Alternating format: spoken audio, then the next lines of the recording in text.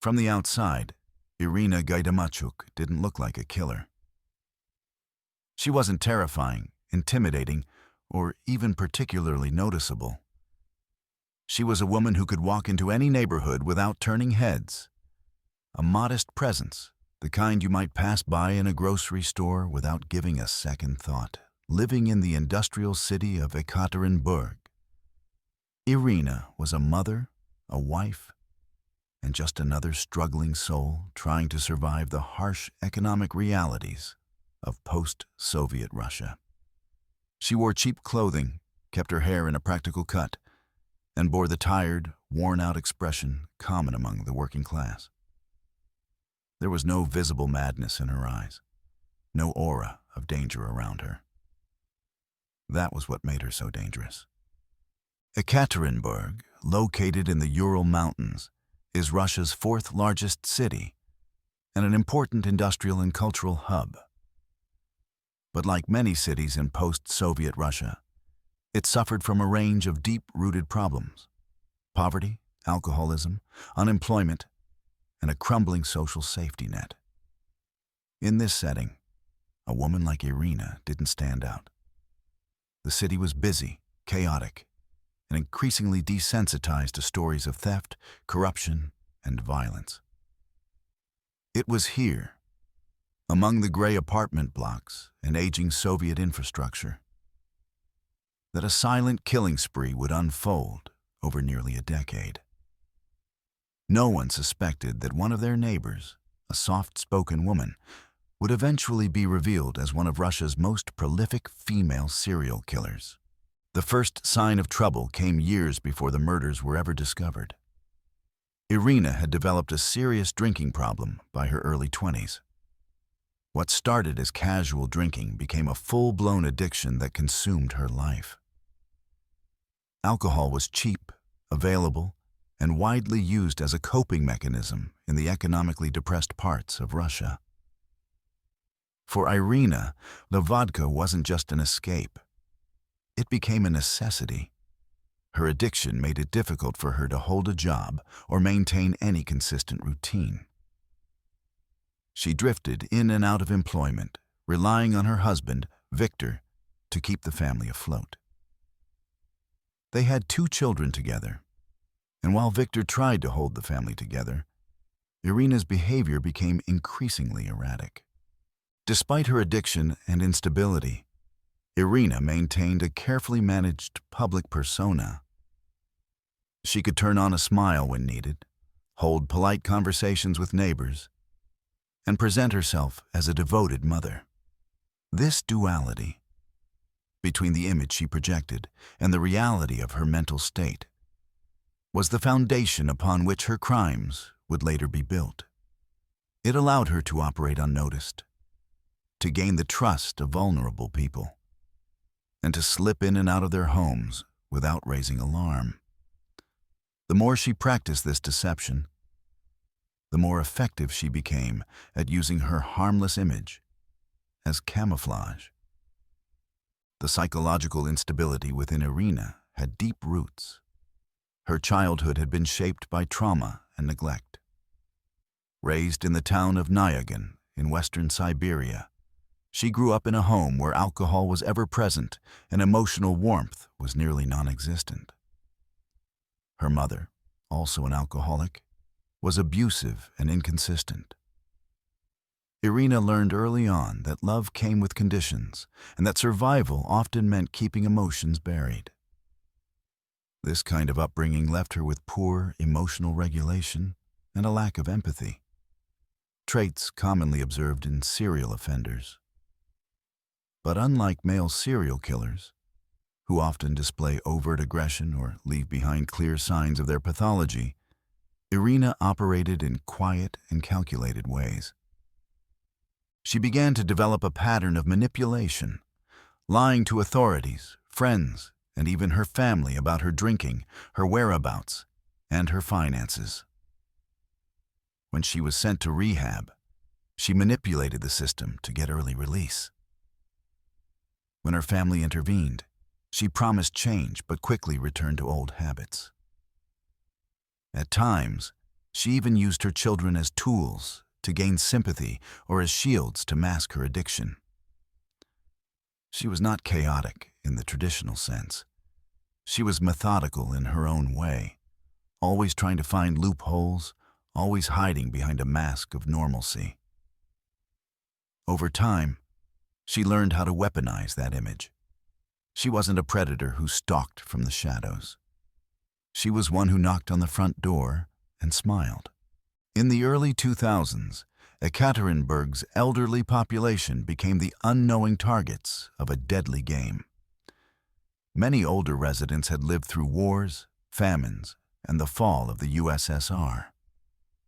They were used to hardship, and many lived alone, surviving off small pensions and government subsidies. Social workers were a common sight, offering state aid, medical visits, and welfare checks. It wasn't unusual for a woman like Irina to arrive at their door, dressed modestly, claiming to be from the local welfare office. The elderly welcomed her in, trusting, grateful for the help. They had no reason to fear her. She was polite, soft-spoken, and appeared to be doing a difficult job with compassion. That trust would be their undoing. This was the perfect setup for Irina's crimes. She didn't need to force her way into homes. She was invited. Her victims weren't chosen based on wealth or personal grudges. They were targeted for one reason only. They were easy. They lived alone. They had no security, and they couldn't fight back. Once inside, Irina would look for the right moment, then strike, usually with a blunt object she had brought with her or found nearby. The attacks were fast and brutal. She didn't kill out of rage. She killed because it had become a means to an end, a way to feed her addiction without consequence. Each killing gave her access to a small amount of money, just enough to buy vodka and sustain herself until the next victim. And because she never took large sums or expensive items, the crimes were initially dismissed as simple robberies gone wrong. The police failed to see the pattern. They didn't expect a woman to be behind these killings. In Russian criminal profiling, female serial killers were still seen as rare anomalies, often associated with poisoning rather than physical violence. Irina broke that mold. She was brutal, direct, and completely detached from the suffering she caused. Irina's ability to blend in was her greatest weapon. Even her neighbors had no idea of the double life she was living. To them, she was just a troubled woman with a drinking problem, someone to pity, not fear. Her husband, Victor, claimed to be unaware of her crimes, believing her erratic behavior was due only to alcoholism. The children, too, were kept in the dark. Irina maintained her mask until the very end, even after her arrest, showing no remorse or guilt. Her calm demeanor during interrogation baffled investigators. She spoke of her killings as if they were errands, necessary steps in a daily routine.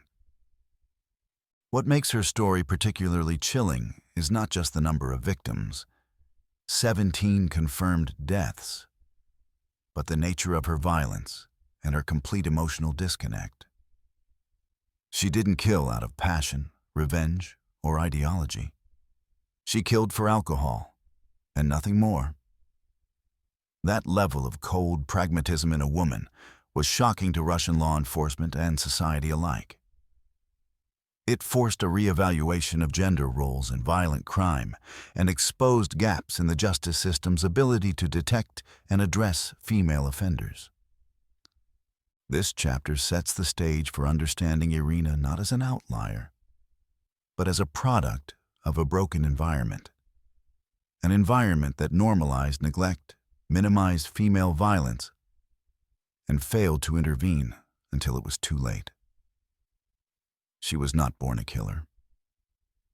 She became one over years of cumulative psychological damage, unchecked addiction, and an ability to deceive everyone around her. The city of Ekaterinburg, with its silence, poverty, and overcrowded institutions, became the perfect breeding ground for her crimes. As the viewer is introduced to Irina Gaidamachuk, they're left with a haunting realization. Evil doesn't always announce itself with drama or violence. Sometimes it wears the face of someone you'd never expect. The calm voice, the familiar clothes, the tired smile. Irina was all of that, and a murderer hiding in plain sight. Long before Irina Gaidamachuk picked up a weapon, long before her name made headlines across Russia, the seeds of her violent path were being sown in silence, in the forgotten corners of a crumbling Soviet town. Irina was born in 1972 in Nyagan, a small industrial settlement in western Siberia. Like many towns in the Soviet Union's vast hinterlands, Nyagan was built not for comfort or community, but for output. Its purpose was economic, not human. The town was surrounded by endless forests and bitter cold. It offered little in terms of beauty, security, or opportunity. It was a place where people disappeared into the machinery of the state. And it was in this bleak environment that Irina took her first steps into a life marked by abandonment. From the very beginning, Irina was born into dysfunction. Her mother was a heavy drinker, an alcoholic who had no emotional capacity for nurturing. Her father, either absent or uninvolved, left no significant mark on her upbringing. There were no warm memories of bedtime stories, shared meals, or parental affection. Instead, her earliest experiences were shaped by neglect, instability, and chaos. The apartment where she lived was not a home in any meaningful sense. It was a space occupied by people too broken to care for themselves, let alone a child. The smells of vodka and cigarette smoke filled the air. Arguments were frequent. Emotional violence was constant. Physical abuse was not rare. Children in such environments learn quickly. They learn not to cry because no one listens.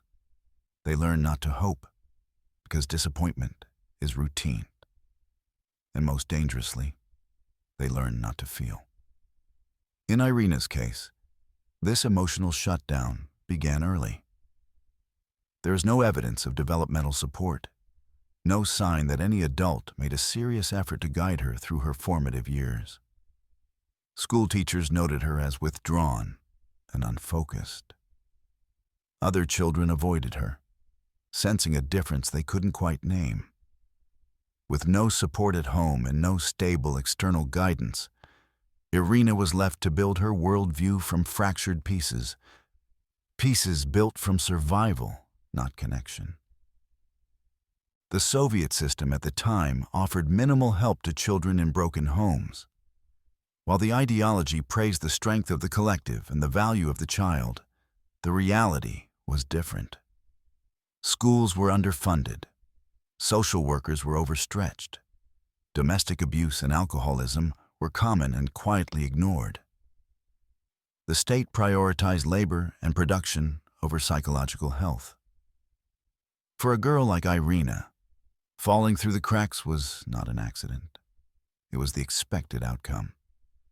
She didn't rebel against the system. She was simply absorbed into its emptiness. By the time Irina reached adolescence, the emotional damage had hardened. She had no concept of healthy attachment.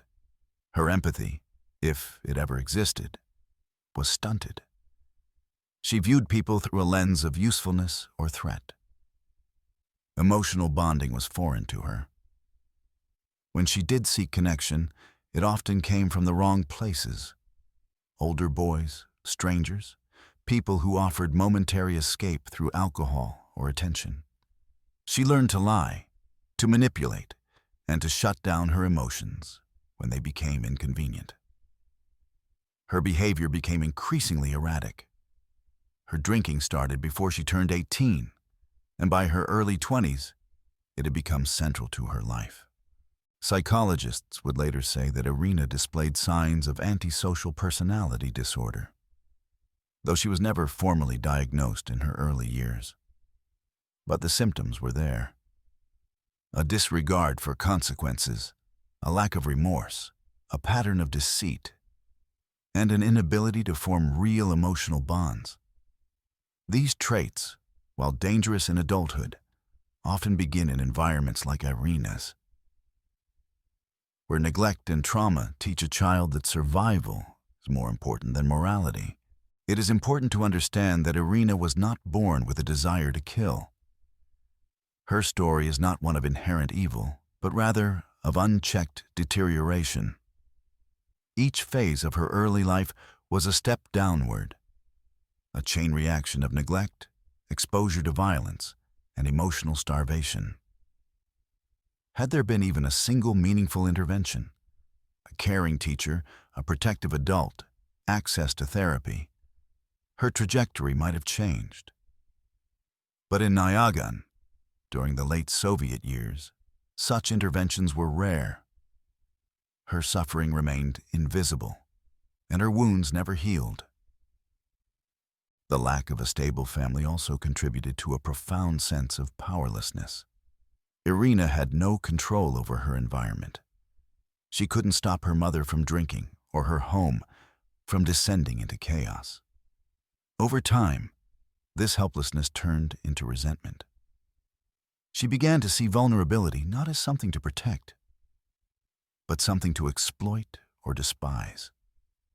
This would become a defining feature of her crimes years later.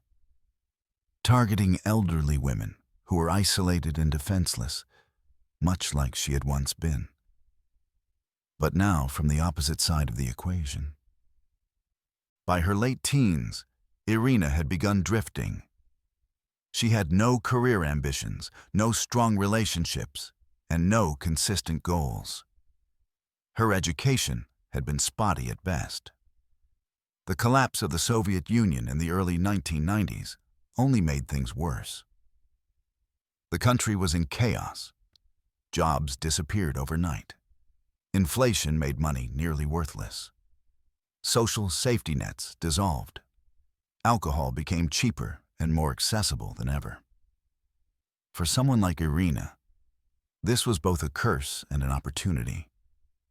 It deepened her addiction, but it also gave her an excuse to remain in the margins, ignored, unmonitored, and unchallenged.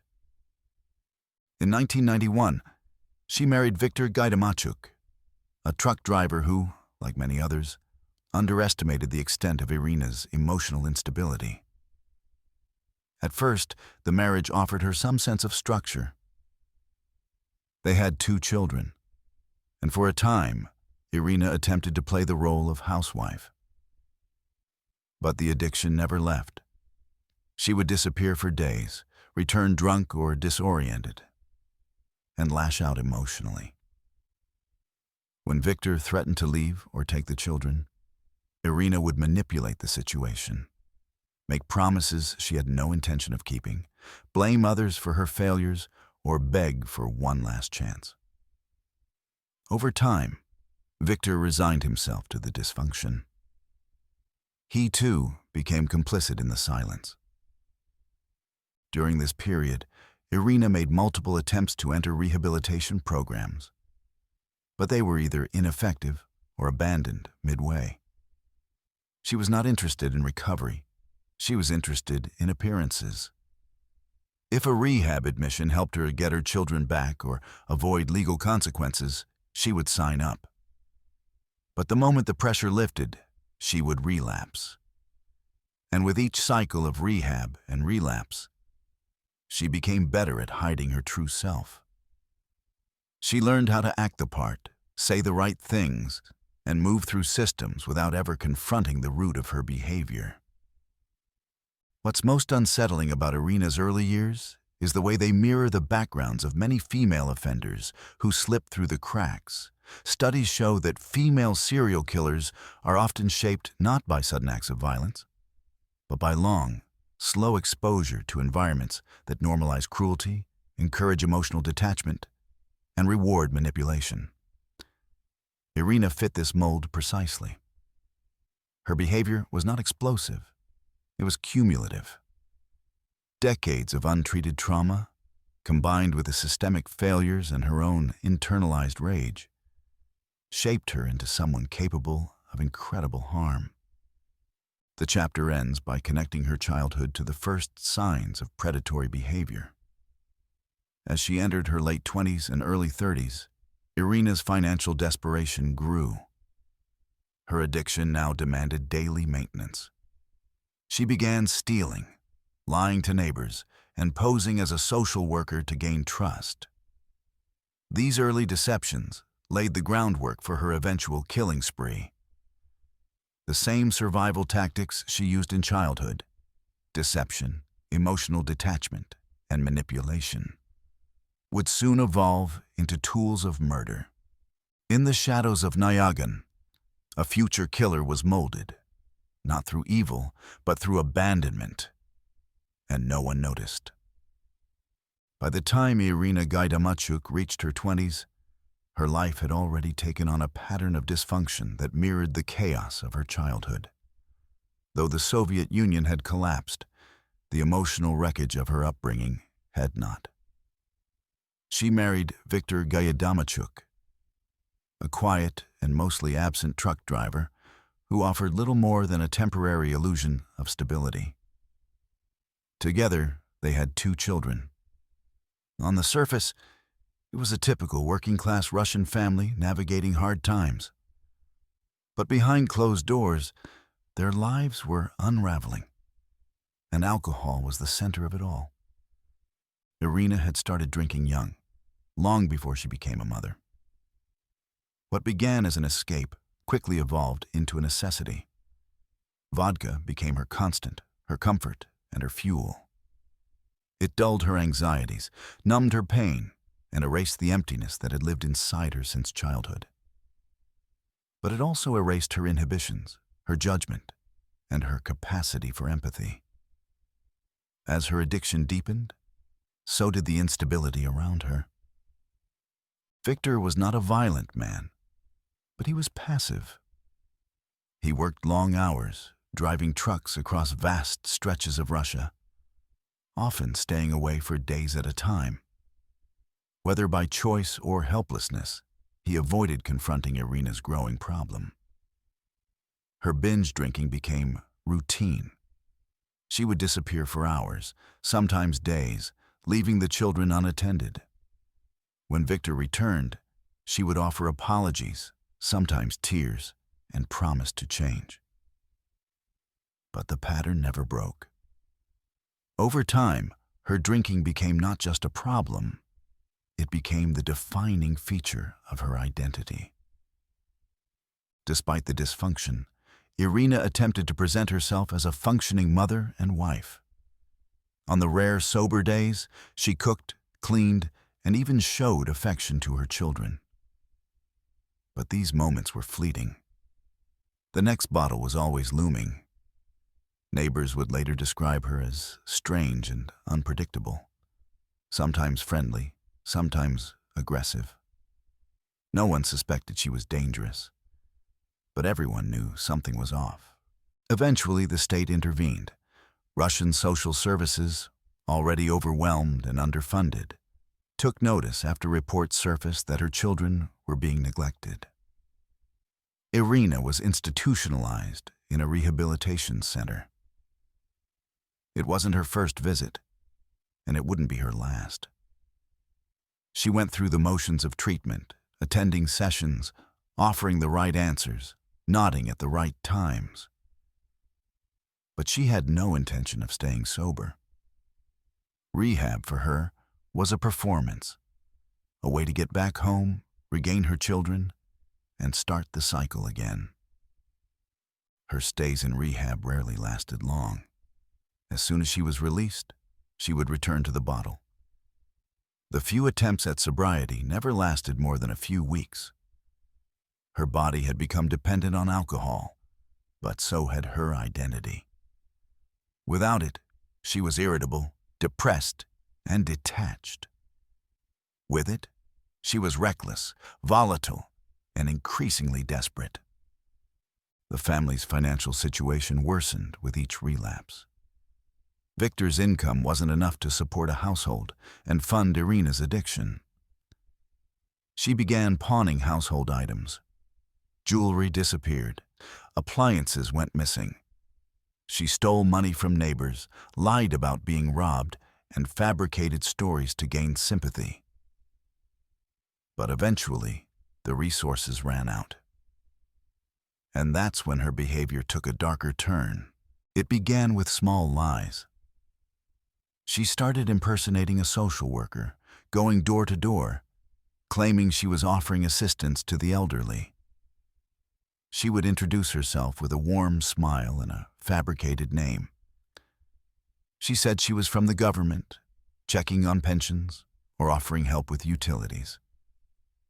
For many of her elderly victims, lonely, vulnerable, and often confused, this act was enough. They welcomed her into their homes, trusting the illusion of kindness she projected. Once inside, Irina would assess the surroundings. If there was money, she stole it. If there were valuables, she took them. At first, these encounters were nonviolent. But as her addiction grew more aggressive and her withdrawals more intense, she began to see violence not as a risk, but as a necessity. Her first murder was not part of a plan. It was a reaction. During one of her visits, an elderly woman questioned her identity and threatened to call the police. Irina panicked. In the chaos that followed, she grabbed a blunt object and attacked. The woman died from her injuries. Irina fled the scene, shaking, confused, and drunk. But she got away with it. And more importantly, to her twisted mind, she left with money, enough for alcohol. That moment changed everything. Killing, she realized, brought her what she needed.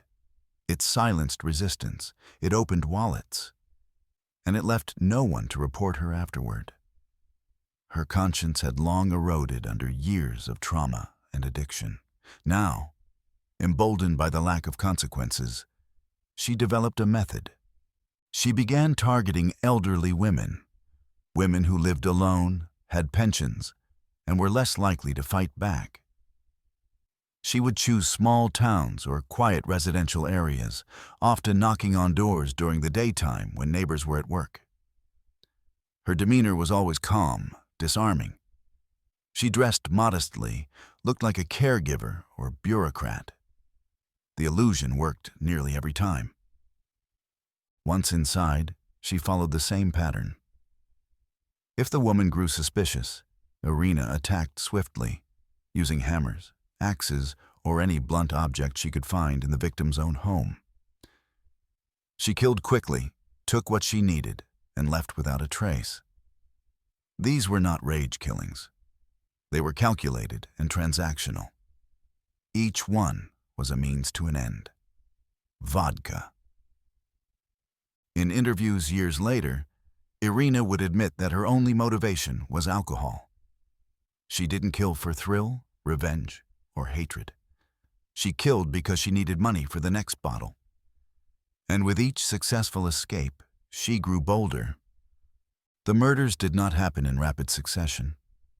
There were gaps of weeks, sometimes months. During these pauses, Irina would often try to normalize her life.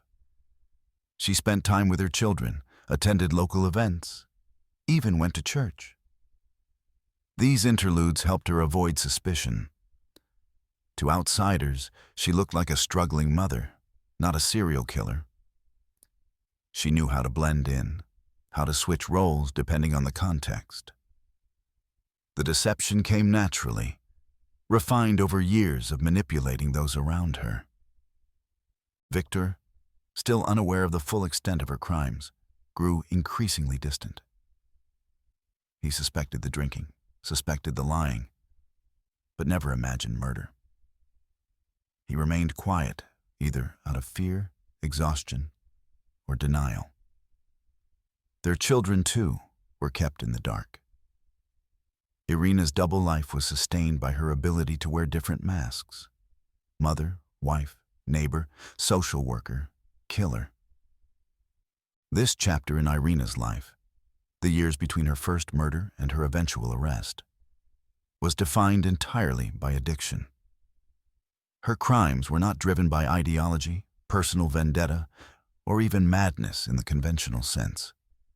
They were driven by dependency. Vodka was not just a substance in her life. It was the axis around which everything else revolved. By the end of this phase, Irina had already taken multiple lives. She moved from town to town, choosing victims methodically. Police were baffled. The killings didn't follow the usual patterns of serial crime. The victims were elderly, the scenes chaotic but clean of forensic evidence, and there was no clear suspect. The idea that a woman, especially a mother, could be behind the murders was unthinkable to many investigators. And so, Irina continued, unchecked. Her addiction had now fully evolved into a path of destruction, one that not only consumed her, but left a trail of blood across small-town Russia. By 2002, Irina Gaidamachuk had reached a critical threshold.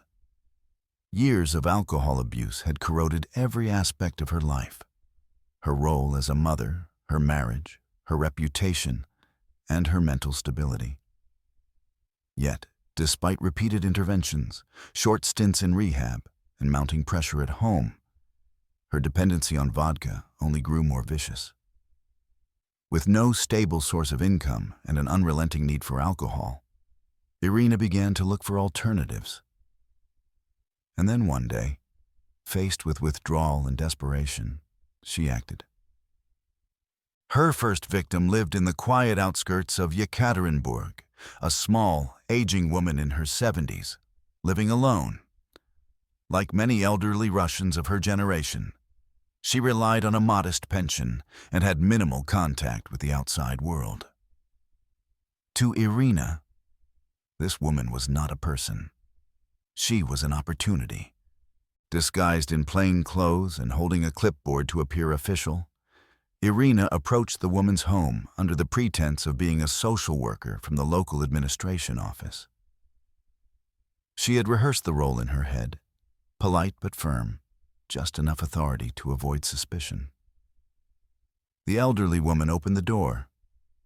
Irina smiled, introduced herself as someone conducting a routine welfare check, and asked to come inside. There was no resistance. Once inside, Irina scanned the surroundings. It was a typical Soviet-era apartment: old wallpaper peeling, religious icons on the walls, and the faint smell of dust and liniment. The woman offered her tea. Irina declined.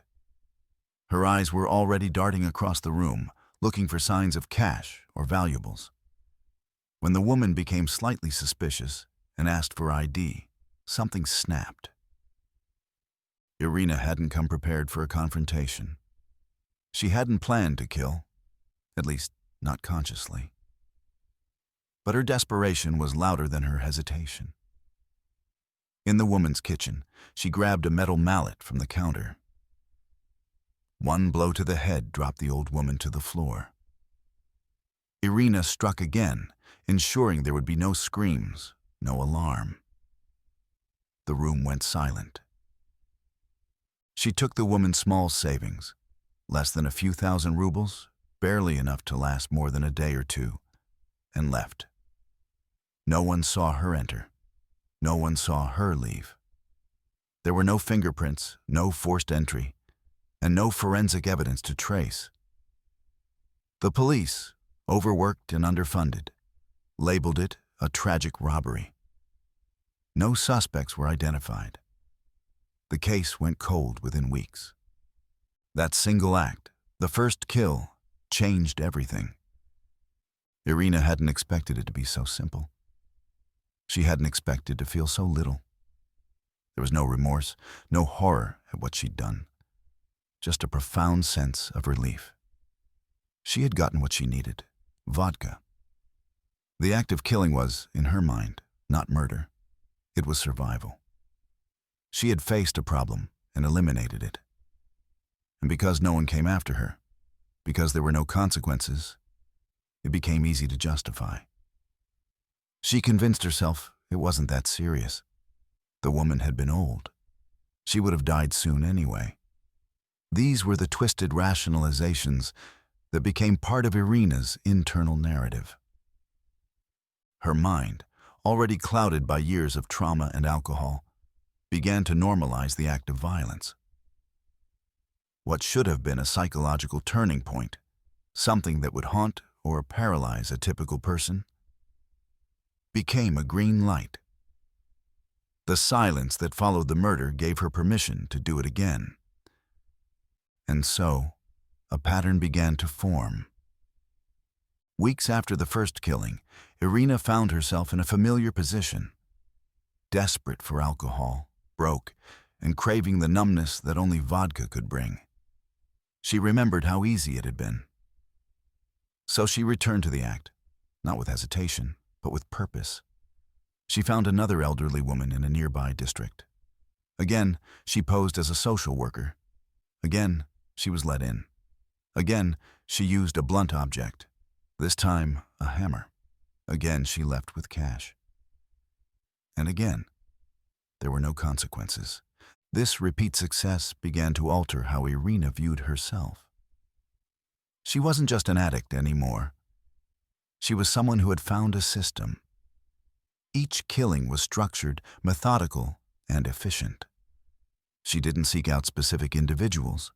She looked for vulnerability. Elderly women living alone, unsuspecting, often welcoming.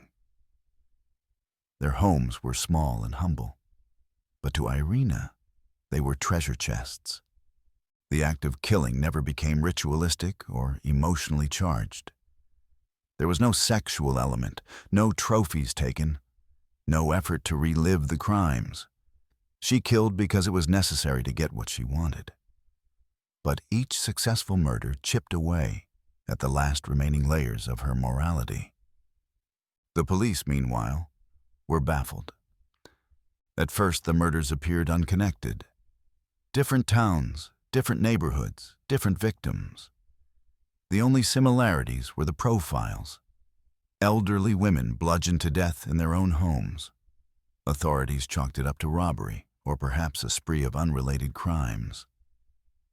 Russia's law enforcement structure, especially in smaller municipalities, lacked the centralized databases and coordination that could have detected a pattern. And no one, not investigators, not the media, and certainly not the public, considered that a woman could be behind the violence. The cultural perception of women in Russia at the time played a significant role in her success. Female killers were rare. Serial killers even rarer. The stereotype of the violent criminal was masculine. That blind spot worked in Irina's favor. She knew that her appearance, a tired, middle-aged woman with a soft voice, disarmed suspicion before it even had a chance to form. Over the next year, Irina continued her spree. She killed again and again, each time following the same steps. Pose as a social worker, gain entry, kill with a blunt object, take the money, disappear. Her ability to mimic kindness was her greatest weapon. She didn't need to force her way in. The victims invited her, trusted her, even thanked her as she entered. In most cases, there were no witnesses, and if neighbors did notice her presence, they described her as normal, friendly, or some kind of city worker. She was hiding in plain sight. Back at home, Victor remained oblivious. He saw the drinking, the disappearances, the erratic behavior. But Irina always had explanations, visiting friends, running errands, or simply needing time alone. Their relationship had become hollow, functional only in name. Their children, too, were increasingly neglected, often cared for by relatives or left on their own. No one suspected that Irina was living a double life, housewife and mother by day, killer by necessity. As the number of victims increased, so did the financial rewards. But Irina never used the money to improve her situation. There were no luxury purchases, no secret bank accounts. Every ruble went toward alcohol, bottles of cheap vodka, daily binges. Her entire criminal enterprise was rooted in sustaining intoxication. Still, there were moments when the mask slipped. Irina grew more erratic. Her behavior in public settings became harder to manage. She would show up to parent meetings drunk or miss them altogether.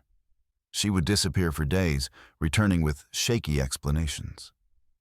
But because she had always been unpredictable, no one saw these changes as signs of something darker.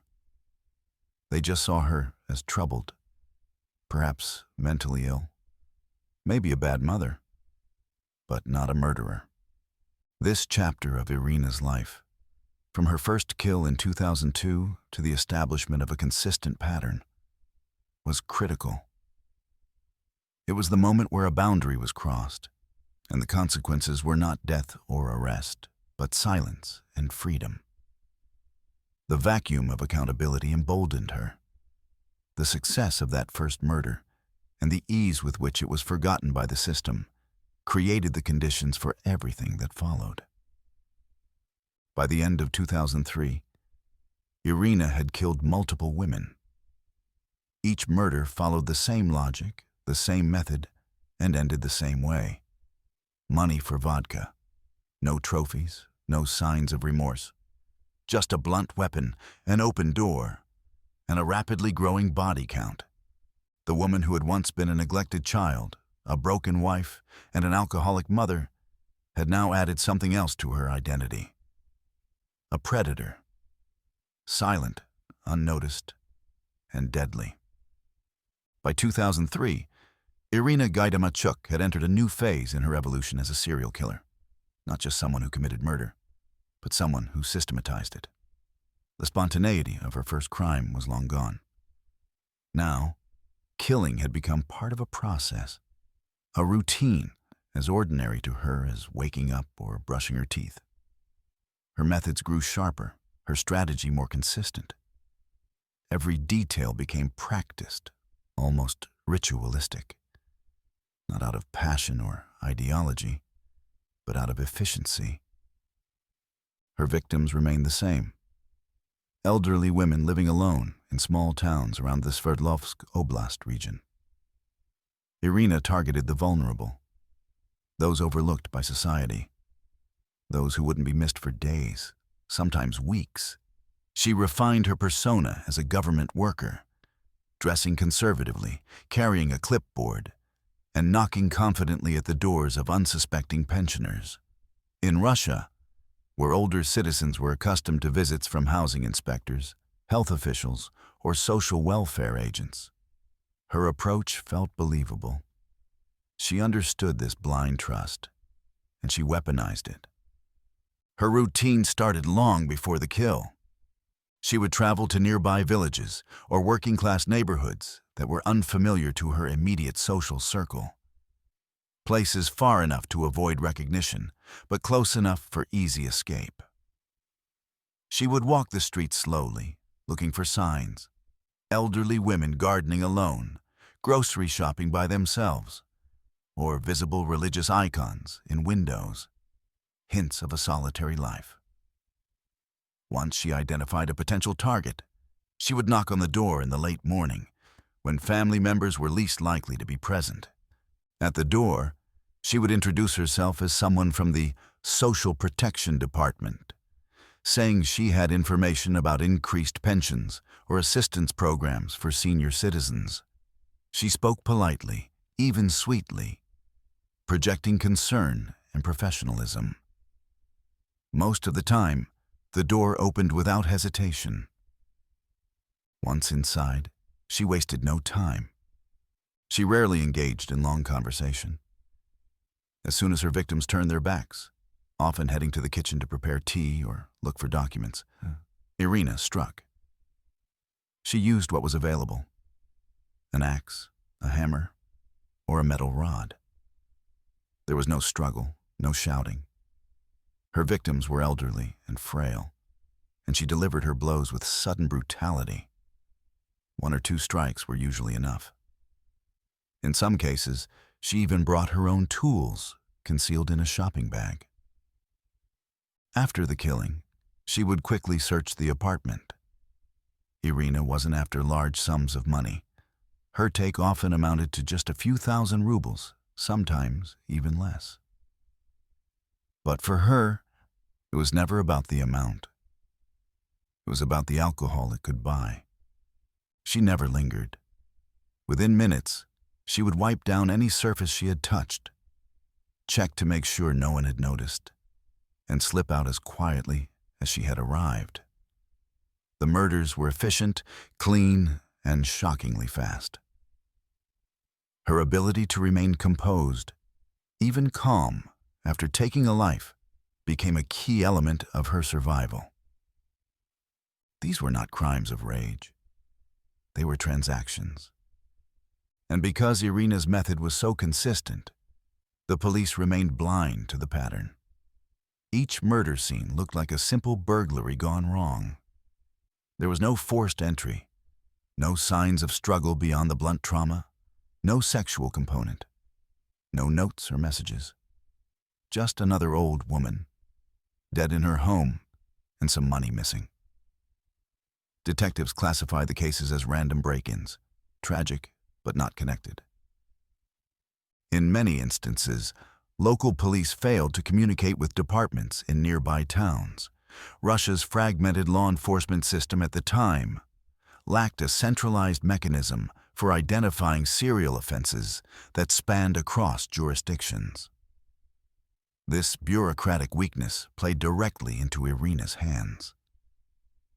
From the outside, she remained invisible. Neighbors who had brief glimpses of her described her as normal-looking, kind, or probably someone from the city offices. In a few rare instances where witnesses had spotted her leaving a victim's house, they were hesitant to come forward. After all, who would suspect a middle-aged woman with soft features and a gentle voice of being a murderer? Her gender, ironically, became one of her best disguises. In a society that rarely considered women capable of calculated violence, Irina benefited from a form of institutionalized gender bias.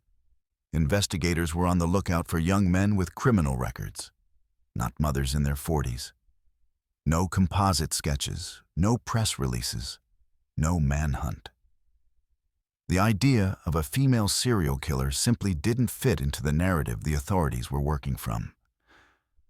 At home, her facade remained mostly intact. Irina continued living in the same modest apartment with her husband Victor and their children. She was still frequently intoxicated, still prone to mood swings, and still neglectful of her parental duties. But none of that raised new alarms. Her family and acquaintances had long attributed her erratic behavior to alcoholism and depression. In their eyes, she was a troubled woman, not a monster. Victor, in particular, noticed nothing unusual. Their relationship had become largely indifferent. He had his own struggles, and as long as Irina wasn't bringing the police to their door, he didn't ask questions. The extra money that appeared sporadically was assumed to be borrowed, begged for, or earned doing odd jobs. He had no idea it was stained with blood. Irina, for her part, showed no signs of remorse. If anything, her psychological detachment grew stronger with every kill. She didn't remember the victims' names. She didn't revisit the scenes. Each act was simply a means to an end, a short-term solution to an immediate problem. How to get drunk today? Over the next few years, the killings continued. Unrelenting, methodical, and unnoticed. City after city, village after village, the bodies accumulated. By the time law enforcement began to suspect a serial killer, Irina had already murdered more than a dozen women. And even then, no one suspected her. This was not the work of a criminal mastermind. Irina had no background in forensic science, no high-level planning, no accomplices. What made her dangerous was her predictability, her ability to repeat the same basic steps without deviation, without emotional engagement, and without drawing attention. It was this robotic repetition that kept her under the radar for so long. But her actions weren't entirely without consequence. As the death toll climbed, whispers began to circulate in the affected communities. Elderly women became afraid to open their doors. Families grew anxious about leaving their aging mothers or grandmothers alone. Some local media began speculating about a serial predator. Though even then, the assumption was that a male drifter or burglar was responsible. Still, the fear began to grow. A town, then a region, was on edge. But with no suspect, no leads, and no clear forensic trail, the killings continued. By 2008, Irina had murdered 17 elderly women, all following the same formula. 17 lives ended by a single woman whose primary goal was to drink herself into oblivion. Each time, she returned to her life as if nothing had happened.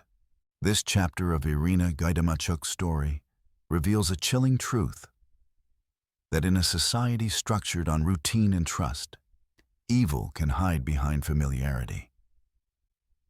That someone who smiles, speaks politely, and dresses conservatively can walk into a home and leave death behind without suspicion. Her ability to mirror the systems of care and authority allowed her to exploit the very social structures meant to protect the vulnerable. Irina didn't just kill her victims, she used their trust as a weapon. And as long as no one looked closely enough, she remained free. By the mid-2000s, what began as isolated cases of elderly women found dead in their homes had snowballed into a chilling pattern. From Ekaterinburg to smaller towns scattered across the Sverdlovsk Oblast region, the death toll quietly climbed. Each case looked eerily similar. An elderly woman murdered in her own apartment. No signs of forced entry. Small amounts of money missing. Initially brushed off as unconnected burglaries gone wrong. The murders eventually began to send ripples of fear through the communities they plagued. At first, the fear was private. Families spoke in whispers.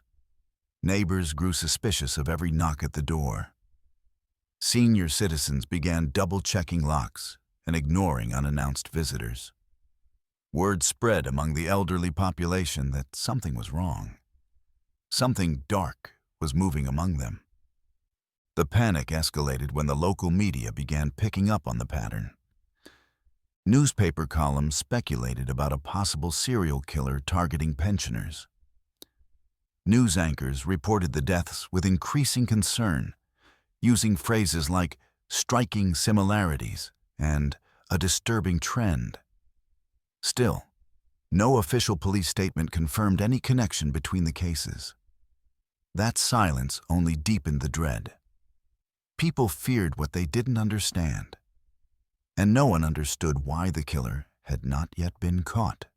For residents in working-class districts of Ekaterinburg, Verkhnyaya Pishma, and Kamensk-Uralsky, life changed drastically. Doors once open to strangers were now bolted shut. Elderly women stopped answering knocks altogether. Some began sleeping with weapons under their pillows, kitchen knives, wooden clubs, even pots and pans. Churches, senior centers, and local activists urged caution, but offered no answers. Public trust deteriorated quickly.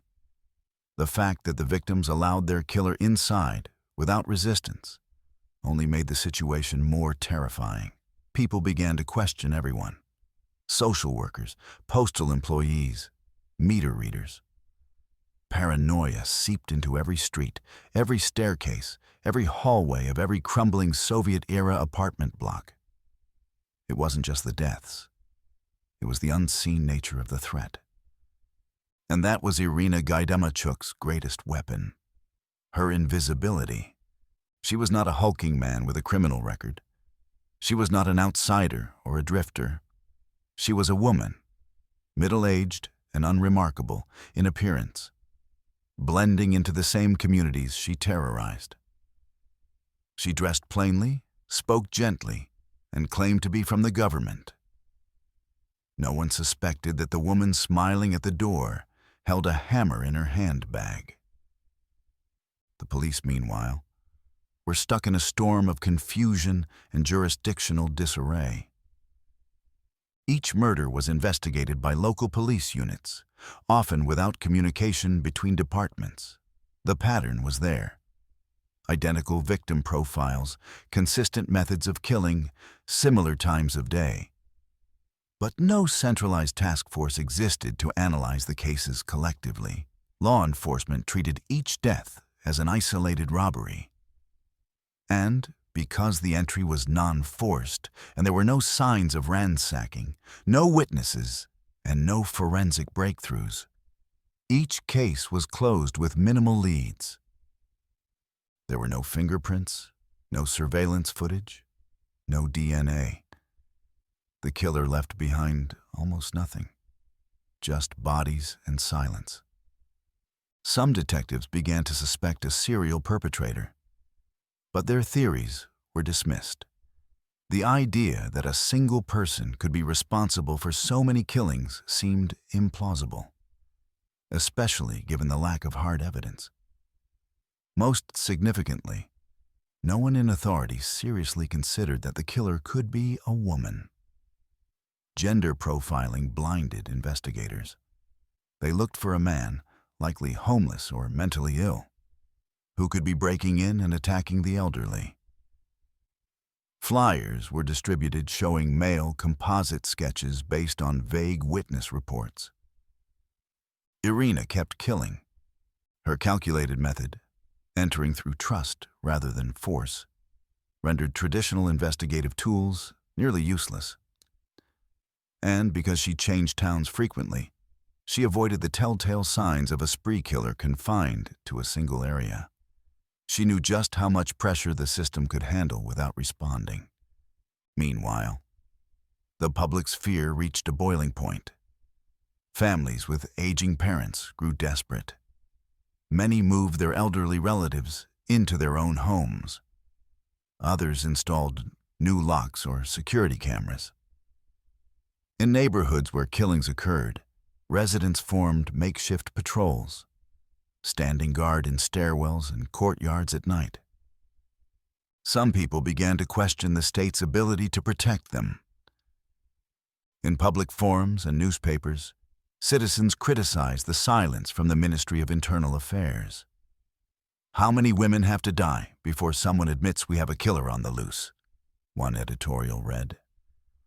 Trust in the police collapsed. The fear mutated into anger. And then came the rumors. With the media hesitant to ignite mass panic without official confirmation, communities filled the void with theories. Some whispered that a gang was targeting pensioners for their benefits. Others spoke of a supernatural entity, a black widow curse sweeping the towns. Still others claimed it was a government cover-up, that the authorities knew the killer's identity but refused to act. These theories, as wild as they were, only added fuel to the fire of collective dread. The truth was simpler and far more terrifying. A woman named Irina was using a handful of rubles to buy her next bottle of vodka, financed by blood. She was not part of a cult. She was not insane in the way horror stories described. She was simply a functioning addict with no conscience, moving freely through a system unprepared for her existence. And for years, The perfect storm of institutional failure, gender bias, and bureaucratic fragmentation allowed her to continue. In time, a few survivors began to speak up. Women who had narrowly escaped after growing suspicious and refusing to let Irina in.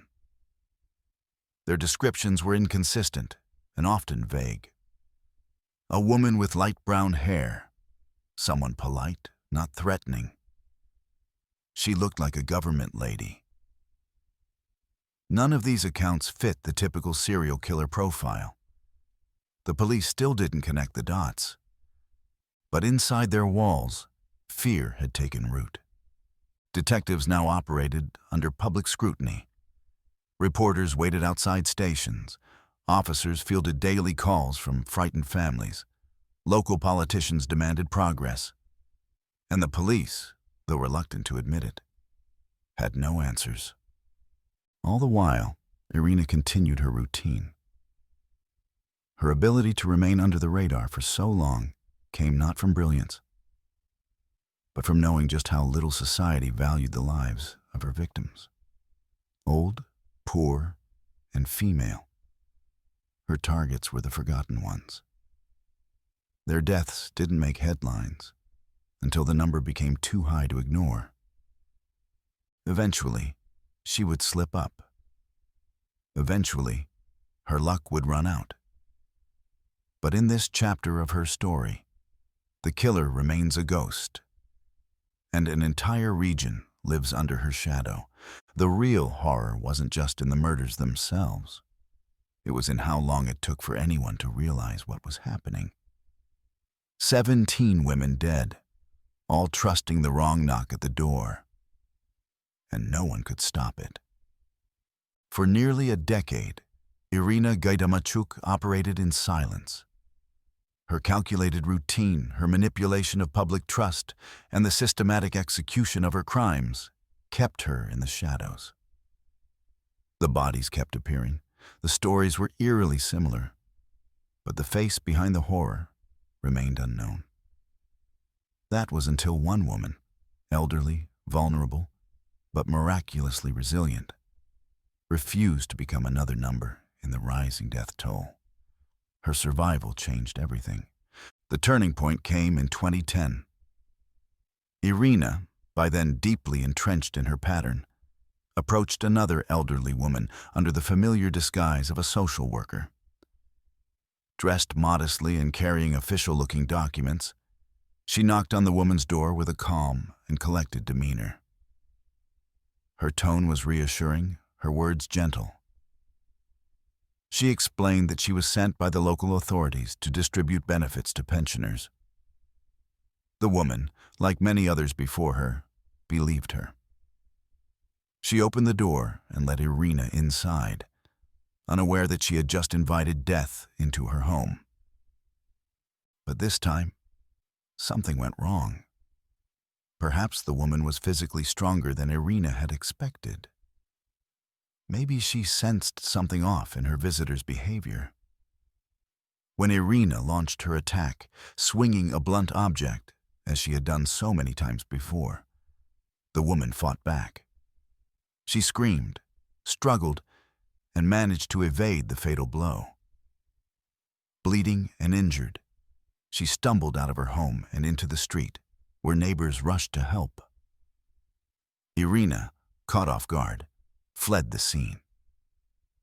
For the first time, one of Irina's victims had survived. She was rushed to a nearby hospital where doctors managed to stabilize her. As soon as she was able to speak, investigators arrived to take her statement. What she said shocked them. Her description of the attacker was clear. A woman in her 30s or 40s, clean-cut, composed, and posing as a government worker. She recalled her voice, her height, her clothes, and even the color of her bag. It was more information than the police had received from any crime scene over the past 8 years. Up until that moment, the police had been operating under limited assumptions. They didn't know if the murders were connected. And even when they suspected a pattern, They didn't expect the killer to be a woman. The very idea challenged their profiling logic. Serial killers, especially those who used blunt force and targeted vulnerable individuals, were overwhelmingly male. But the survivor's statement forced the authorities to reevaluate everything. For the first time, they had a solid lead. And it pointed toward a female suspect. Using her description, forensic artists produced a composite sketch. It was distributed internally among law enforcement units and quietly circulated in areas where the killer had struck. The sketch didn't just offer a face, it offered direction.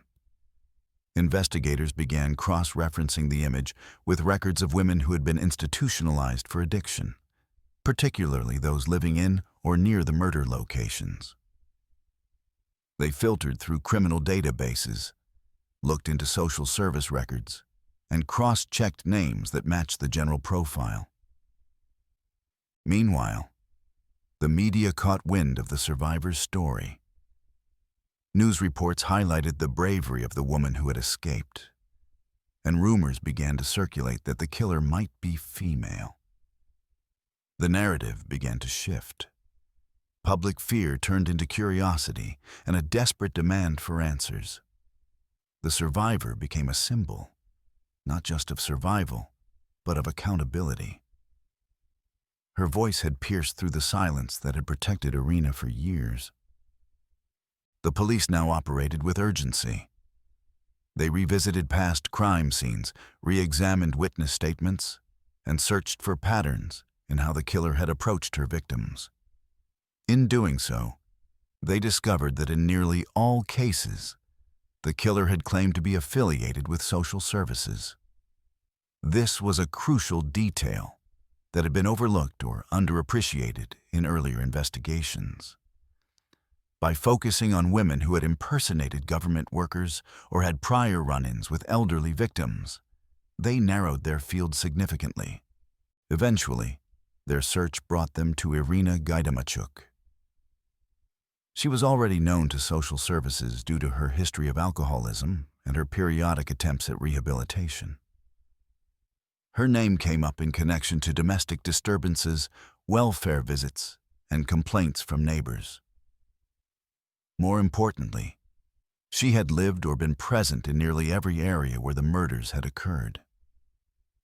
Authorities began surveillance. They didn't move in immediately. Instead, they observed her patterns. She lived a seemingly quiet life with her husband and children. From the outside, nothing about her suggested she could be a serial killer. But investigators were no longer relying on assumptions. They needed evidence. Real, tangible proof that tied her to the crimes. The break came when they questioned her husband, Victor. When pressed about her whereabouts during certain murder dates, his timeline didn't align. Then came the biggest revelation. Victor admitted that Irina had a habit of disappearing for hours during the day and often returned home with money or alcohol without explanation. When shown the composite sketch, he paused. He didn't immediately confirm it was Irina, but his hesitation was enough to raise suspicion. Investigators decided to bring Irina in for questioning. During the initial interview, she remained calm. She denied everything, even when presented with circumstantial evidence. But when the officers showed her the composite sketch and recited the survivor's testimony, her demeanor shifted. The weight of years of violence, deception, and secrets bore down on her. Eventually, Irina confessed, not just to one murder, but to 17. Her confession was chilling in its detachment. She described the process without emotion, as if recounting a routine. She explained how she gained trust, how she selected her victims, and how she ensured they couldn't fight back. Her motive was simple: money for vodka. She felt no remorse. The murders, she claimed, were necessary means to an end. The survivor's voice had cracked the case wide open. Without her, Irina might have continued for years. Her ability to evade suspicion had relied on silence, on the fact that dead women tell no tales. But one woman's resistance had broken that cycle. She had lived, and in doing so, she had spoken for all the others who couldn't. Irina was officially arrested and charged with multiple counts of murder. The media frenzy exploded. People were stunned, not just by the number of victims, but by the fact that the killer had been hiding in plain sight. A mother, a wife, a woman who looked like anyone else. The case challenged societal expectations, forced law enforcement to confront gender biases and criminal profiling, and reignited debates about the failures of the social welfare and mental health systems.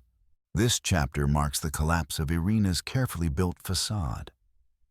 For years, she had operated with impunity, protected by public trust and institutional blind spots. But the survivor, unknown to the world before her escape, became the force that brought her down. One act of survival changed everything. With Irina now in custody, the focus shifted to how the justice system would respond. Would 17 murders lead to life imprisonment? Would she receive psychiatric treatment? Could anything be done to prevent such a case from happening again? The survivor never sought fame. Her identity was protected, but her courage became the thread that unraveled a decade of darkness. This chapter doesn't just tell the story of a killer being caught. It tells the story of resilience, of resistance in the face of violence, and of how one person can make all the difference. In 2010, nearly a decade after the first body was found, Irina Gaidamachuk's reign of terror came to an end. She was no longer a ghostly figure hidden behind false identities and polite smiles. She was in custody, exposed, confronted, and unmasked. What followed her arrest was a chilling descent into the mind of a killer who showed no remorse, no guilt, and no hesitation in recounting how she had taken the lives of 17 elderly women. The woman who once rang doorbells under the guise of a social worker was now the center of one of Russia's most disturbing murder investigations in recent history. Irina's arrest wasn't dramatic. There were no high-speed chases or moments of resistance. She was calm, even compliant. It was as if she had known this day might come, but had waited for it in quiet resignation. As officers escorted her into the station, she didn't scream or protest. She simply walked in, composed, her expression unreadable. But what lay beneath that mask of calm was a decade-long history of cold-blooded murder, fueled by addiction, desperation, and a complete disregard for human life. The initial interrogations were straightforward.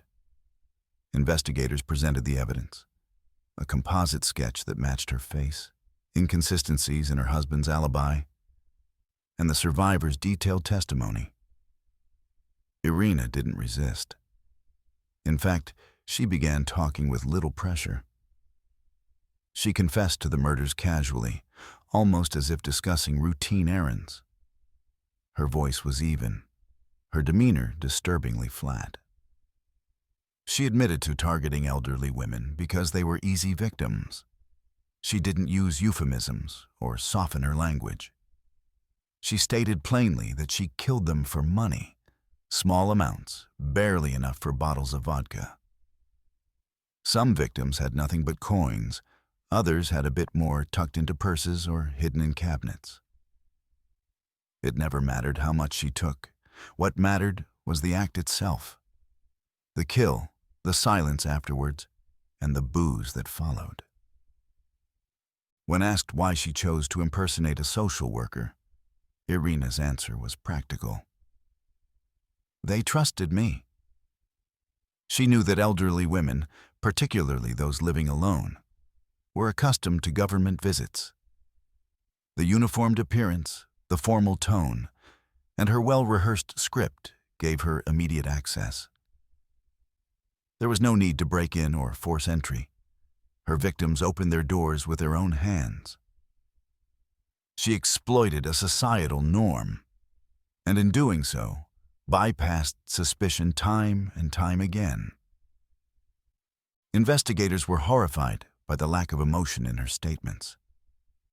Most murderers, even serial killers, display some degree of agitation or defensiveness when faced with their crimes. Irina, however, showed none. She described the methods she used, mostly blunt force trauma, often with an axe or hammer, as if she were listing ingredients for a recipe. Her descriptions were vivid but devoid of emotional color. She didn't refer to the victims by name. They were simply old women, the ones with money or the ones who didn't scream. One of the most unsettling moments came when she was asked if she remembered each of her victims. Irina nodded. "All of them," she said, with no hesitation. She recalled details, what they wore, what they said before the attack, where she found their money. But she couldn't, or wouldn't, recall their names. They were objects, obstacles between her and her next drink. The psychological evaluation began shortly after her confession. Forensic psychiatrists were brought in to determine if she was mentally competent to stand trial. They interviewed her over several sessions, digging into her past, her motives, and her understanding of her crimes. What they found was a disturbing blend of rational thought and emotional detachment. Irina was not insane, at least not by clinical standards. She knew what she was doing. She planned her crimes, selected her victims with intent, and took calculated steps to avoid detection. There was no delusion, no voice in her head commanding her actions. Her choices were deliberate, cold, and grounded in addiction. Her background provided some context, but little comfort. Irina had grown up in a troubled household in Sverdlovsk Oblast. She had begun drinking heavily as a teenager and never stopped. By the time she reached adulthood, alcohol had consumed her life. She lost jobs, alienated family members, and spiraled into poverty. But rather than seeking help, she found a path that gave her control: killing. It allowed her to obtain what she needed without begging, without depending on anyone. It was empowerment through brutality. Yet, Irina didn't fit the typical profile of a serial killer.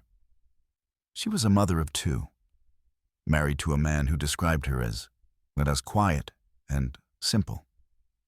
She cooked, cleaned, and appeared to live a modest, uneventful life. Her neighbors didn't suspect a thing. Some even described her as friendly. But behind closed doors, when the need for alcohol took hold, Irina became something else entirely. Calculated, violent, and unrelenting.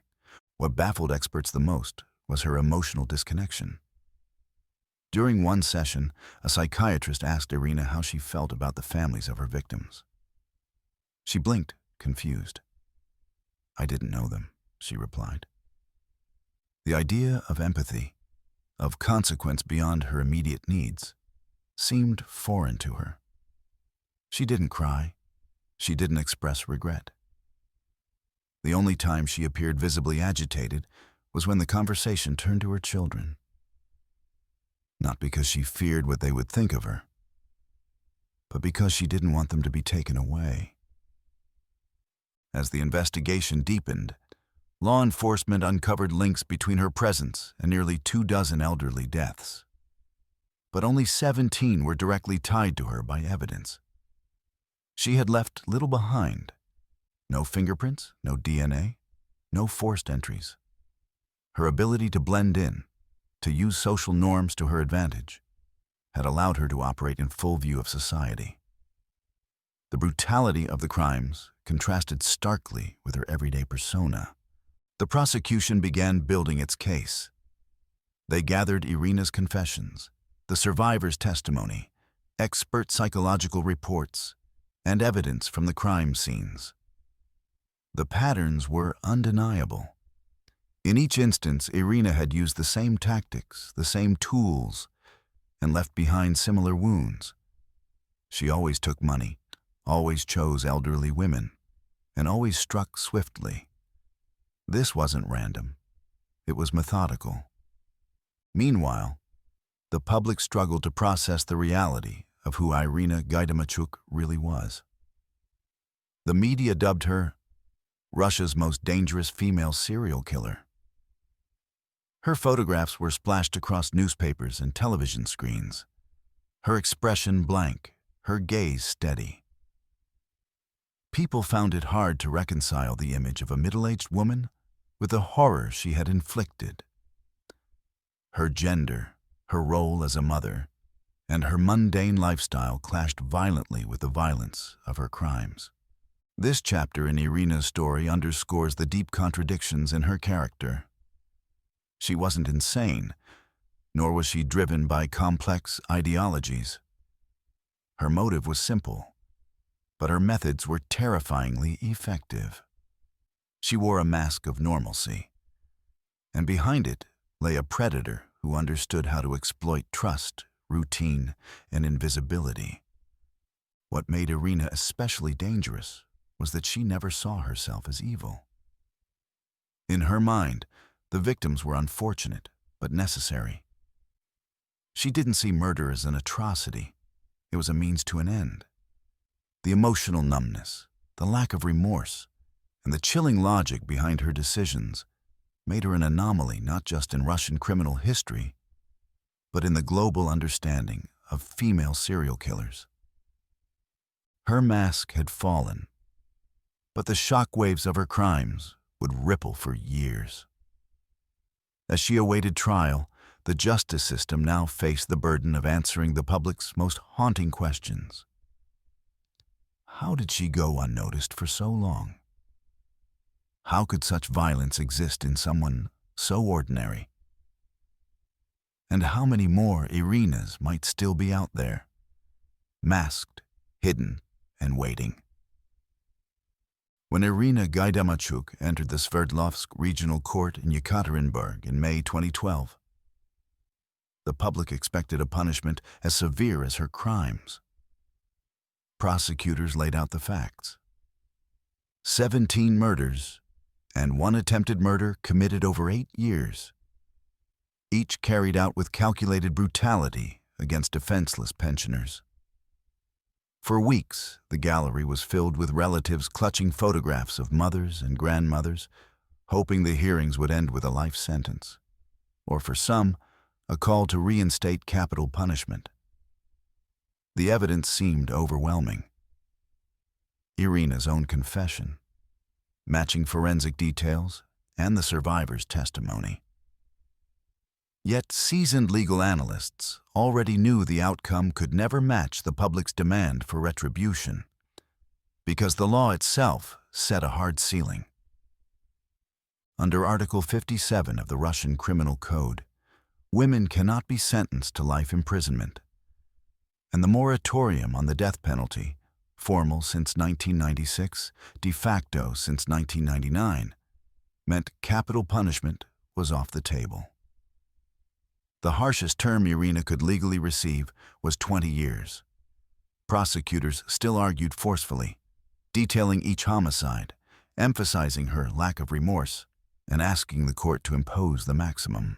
Irina sat impassively in the defendant's glass cage, hands folded in her lap, occasionally leaning toward her lawyer to whisper, but displaying none of the emotion that rippled through the spectators' benches. Mental health experts reiterated that she was sane, substance-dependent, but fully aware of her actions. The defense counsel offered little beyond acknowledging her alcoholism and unstable upbringing, points that had carried some weight during psychiatric evaluation, but held almost none with bereaved families. On the 4th of June 2012, the three-judge panel delivered its verdict. Guilty on all counts, 20 years in a general regime penal colony, followed by 1 year of restricted freedom. In practical terms, it meant Irina, then 40, would be eligible for release at roughly 60, close to the average life expectancy for Russian women, but in the eyes of many, still granting her the possibility of spending her final years outside prison walls. The courtroom erupted. Some relatives shouted, others sobbed, and one victim's son reportedly fainted. 17 lives for 20 years, a daughter of the earliest known victim told reporters outside. That's a little more than a year per murder. Where is justice in that? National television channels looped footage of crying families, and commentators debated whether Russia's gender-based sentencing rules were archaic shields or dangerous loopholes. Public anger did not dissipate quickly. Within days, online petitions gathered thousands of signatures demanding amendments to allow life terms for female offenders convicted of multiple homicides. Editorials in Kommersant and Novaya Gazeta questioned whether the protective clause, originally intended in Soviet times to take maternal roles and reproductive health into account, still made sense in an era where female criminality could mirror male brutality. Legal scholars countered that changing Article 57 would require constitutional review, and that statistically women committed only a fraction of violent crimes. But for the families watching a confessed serial killer receive what they viewed as a discount, statistics felt abstract and irrelevant.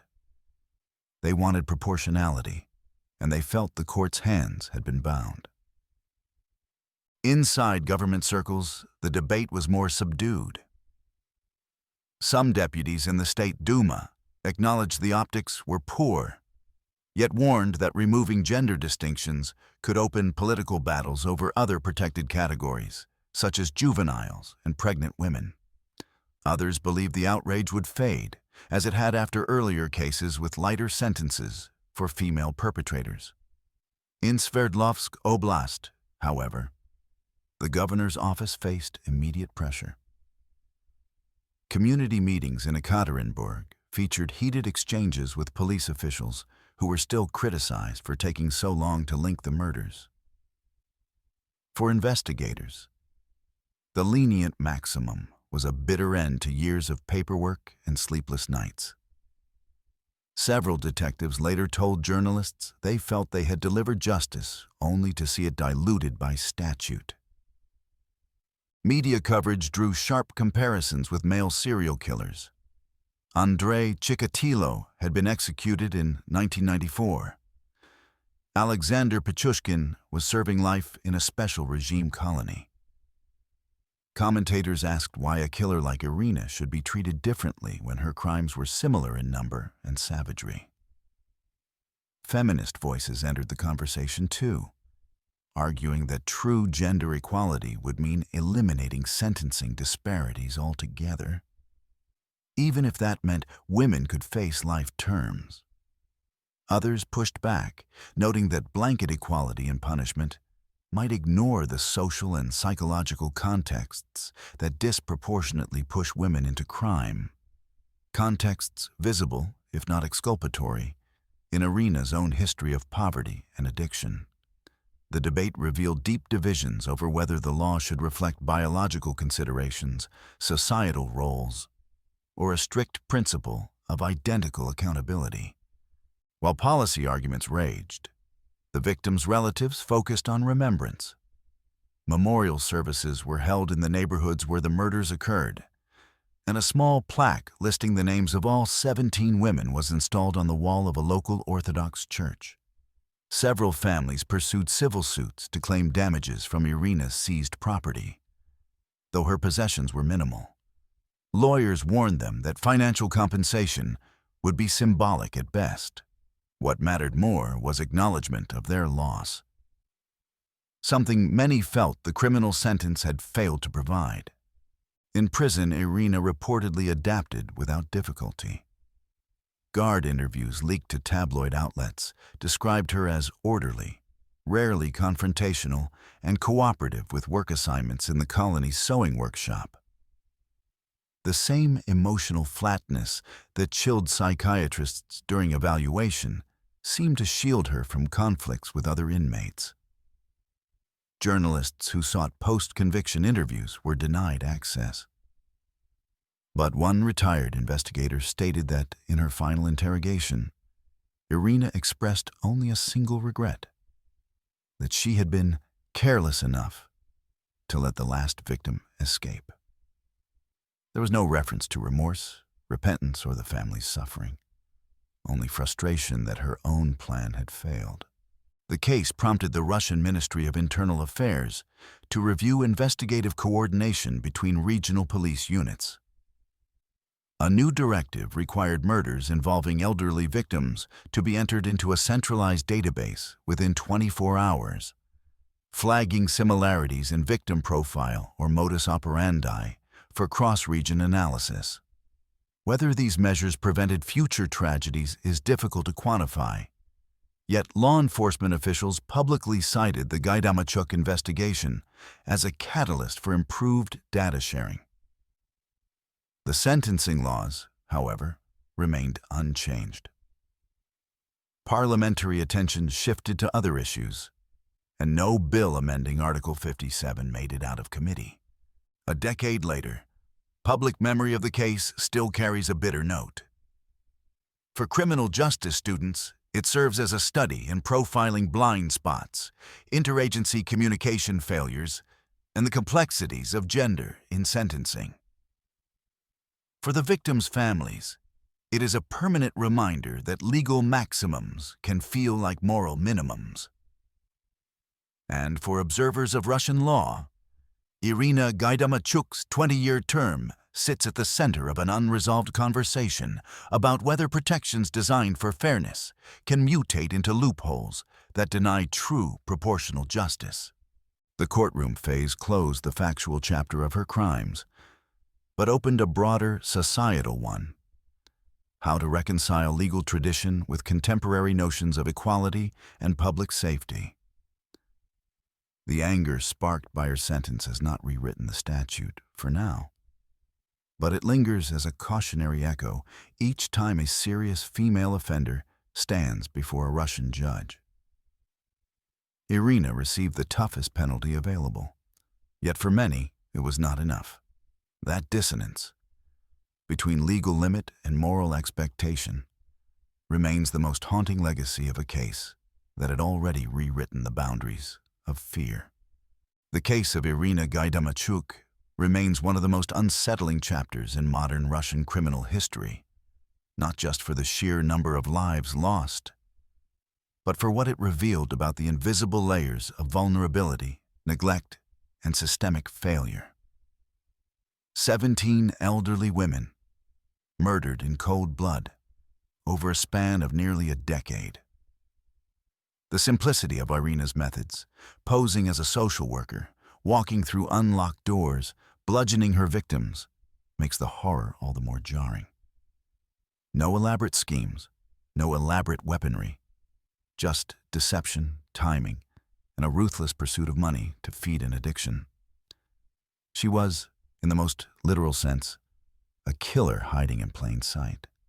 Experts across criminal psychology, sociology, and law enforcement have spent years dissecting what allowed Irina to evolve into what she became. Female serial killers are rare. Female serial killers who target strangers in a spree-like pattern over multiple years, even rarer. And yet, Irina fits this mold with disturbing precision. Her motives were not complex. She admitted it herself. She needed money for vodka. But behind that blunt rationale lies a complex web of personal history, untreated mental health issues, and a society ill-equipped to intercept someone like her before the killing began. Irina's early life offers a grim blueprint. Raised in a working-class family in the Sverdlovsk Oblast, She was introduced to alcohol at an early age. Childhood trauma, domestic instability, and parental neglect were all factors that chipped away at any sense of normalcy. There were no interventions, no red flags that led to serious support. Her educational background was limited. She married young, had children, and her addiction deepened. By the time she entered her 30s, she had already become familiar with police encounters, theft, and the local healthcare system, none of which took meaningful steps to address her escalating self-destruction. She was twice placed in psychiatric hospitals for alcoholism, but each time she was released with little follow-up. The system treated her as a burden, not as a potential threat. These gaps are where her story becomes larger than just one killer. Irina is both a product and a warning. Her existence challenges the assumption that women, particularly mothers, are inherently less capable of extreme violence. Society is conditioned to see women as nurturers, protectors, victims, but rarely as aggressors. That cultural blind spot allowed her to walk freely into the homes of vulnerable elderly women. Who would suspect a woman after all? A man knocking at the door might raise suspicions, but a middle-aged woman offering help? It's the perfect disguise, especially in communities where the elderly relied on state services for survival. Law enforcement's role in this tragedy cannot be ignored. For years, murders occurred with eerily similar details. Same entry method, same victim profile, same blunt force trauma. Yet police departments treated each case as an isolated incident. The lack of centralized databases, poor communication between districts, and a dismissive attitude toward crimes against the elderly all played into Irina's hands. Some investigations initially blamed local addicts or homeless men. Others dismissed the deaths as accidental. There was no coordinated effort until much later, and even then, only after a survivor was able to provide a description. Social services also bear scrutiny. Irina often used the guise of being a representative from local agencies, bringing food or checking on pensioners. There was no standard protocol to verify such visits, no cross-checks or formal identification processes. The communities she preyed upon were often poor, with high rates of loneliness and minimal security. Doors were left open, trust was high, and no one imagined the enemy would come smiling. Even after her arrest, Irina's demeanor unsettled professionals. In court, she showed no remorse. During psychiatric evaluations, she remained emotionally distant, even indifferent. She did not view herself as a monster. To her, the killings were transactional, a means to an end. Psychologists labeled her as emotionally blunted, perhaps shaped by years of addiction, trauma, and hardened survival mechanisms. But what stood out was her calm. This wasn't an impulsive spree driven by rage or revenge. It was cold, calculated, and disturbingly systematic. In prison, she has continued this pattern. In interviews granted to law enforcement officers, not the press, she maintains her narrative. The need for alcohol drove her actions. There's no talk of guilt, no visible signs of reflection. Guards describe her as cooperative but emotionally detached. She sews, attends required programs, and keeps to herself. There are no known incidents of violence behind bars. She lives as if the past is behind her, compartmentalized, sealed off. For the families of the victims, that emotional distance only deepens the wound. They want answers, sorrow, something human. Irina offers none of it. Beyond the courtroom and prison walls, her story has prompted broader discussions about justice in Russia. Her sentence, just 20 years, remains controversial. Critics argue that the law, in its effort to protect women from harsh sentencing, inadvertently shielded a serial killer from a more fitting punishment. Others argue that such gender-based legal protections are outdated and unfairly assume that women are less dangerous. Still, the law remains unchanged, and Irina remains a symbol of its limits. The case also changed public perception. It forced a reckoning with long-held beliefs about femininity, criminality, and vulnerability.